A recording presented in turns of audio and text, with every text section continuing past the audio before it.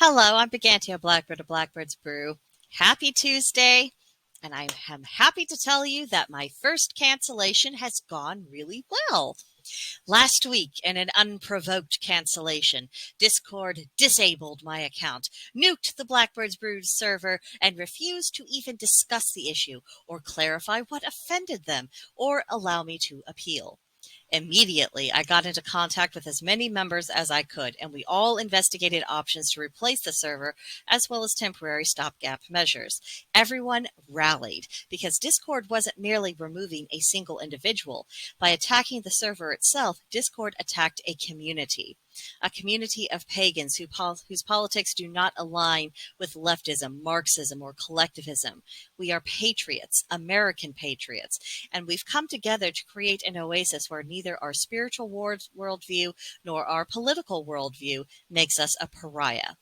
Now, for all of the lip service that big tech gives about not harming marginalized communities, the reality is that they don't care about anyone, and they are giving special treatment to groups that align with the political powers that be because they think that ends with the equation of them having more money, power, or influence. That's it.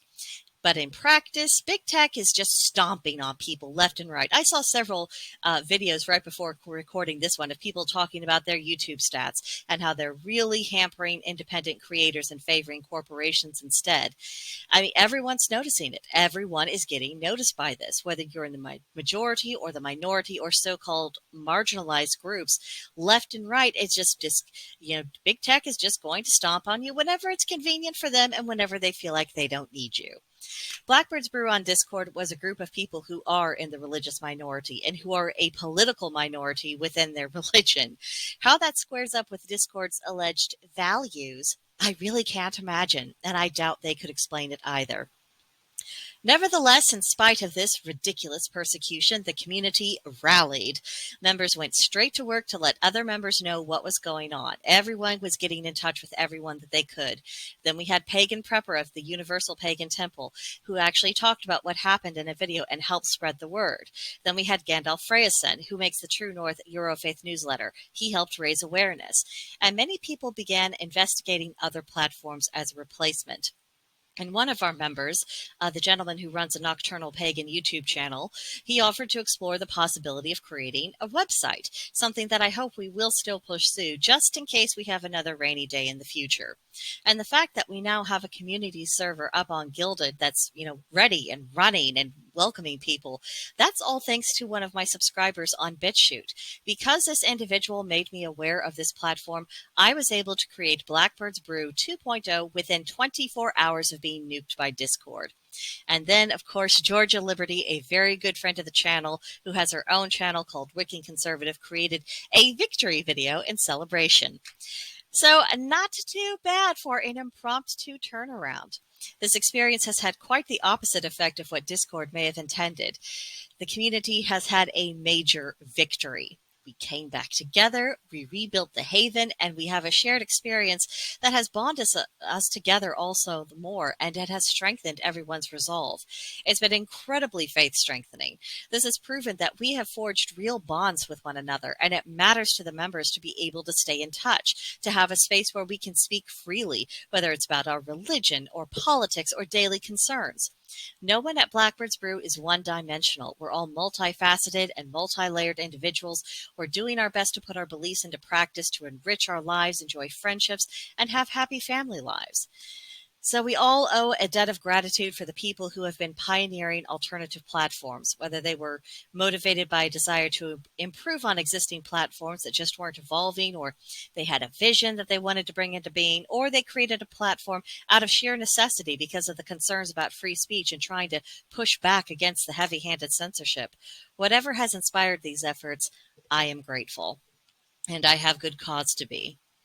But one good thing has come from cancel culture. It has driven innovation, and this has created a network of freedom-loving people, people who aren't just going to lie down and take it when the thought police come around. They are committed to creation, liberty, and the free exchange of ideas.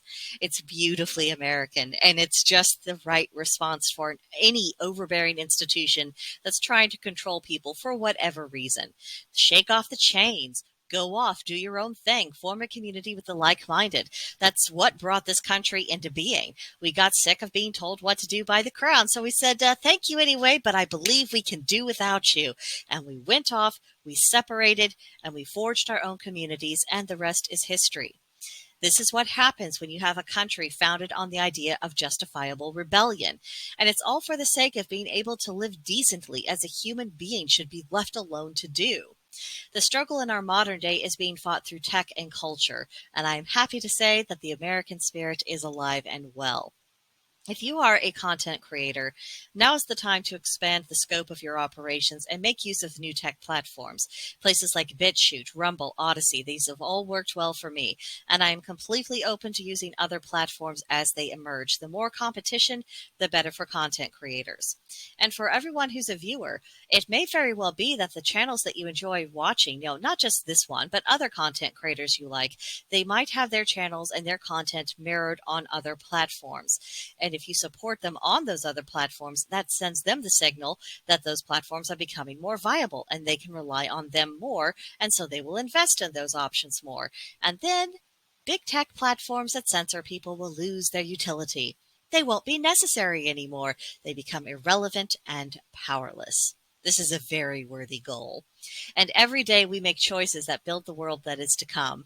I feel incredibly encouraged that people of all stripes who love freedom are actively building the foundation upon which we can live as Americans and not have to cower like serfs, wondering if wrongthink is going to get us in trouble today. This is a good moment for us to show our support and to plant a few seeds of our own in support. Power belongs to individuals. Institutions only have an illusion of it. All of the power they claim to have accumulated and wield, this is power that has been borrowed by other people surrounding theirs. This is something well worth keeping in mind as we go forward. We can withdraw our power from them, the institutions weaken, we can get them back under their thumb, or we can abolish them entirely. We do not have to take it. And I'm happy to say that for the time being, Blackbird's Brew is not taking it. So if you have not already joined us on Gilded, you are very welcome to. We are welcoming pagans and we are welcoming patriots. This is a really good, strong community, and I hope you'll be able to find your home here. So if you're interested, just click on the link to Gilded in the description box below. It'll take you right to us. Reach out to me if you have any difficulties. I will offer you what help I can, and we will get you situated. But that'll do it for now. I will see you in the next one. Bye!